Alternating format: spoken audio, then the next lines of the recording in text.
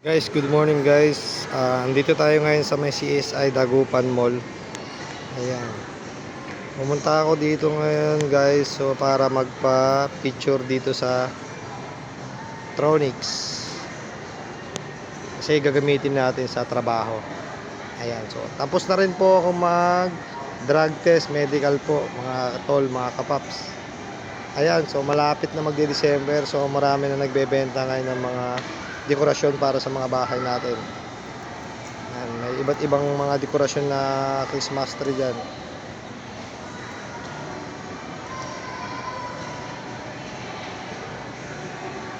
Ito yung loob ng mismong CSI Mall Dagupan.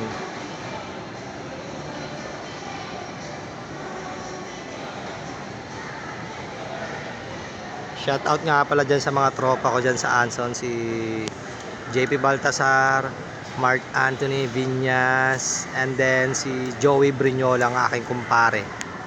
Tol, shout out nga pala dyan sa inyo tol. So ingat kayo lagi dyan sa pagdadrive, paglalamove nyo mga kapaps. Yan. So shout out nga din pala sa kasama ko kahapon sa construction, si Unyok. Yan, tropa yan, yung anak-anakan ni Tito Abet. Sakit ng katawan ko, Unyok. Bukas trabaho ulit ako dyan para may sideline tayo. Ito mismo yung loob ng CSI Dagupan Mall. Ayan yung mga nagbebenta sa baba, mga shawarma.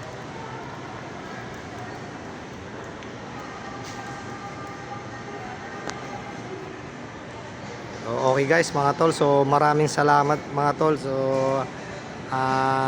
tignan nyo na lang to sa aking channel sa my Ortsac Vlog.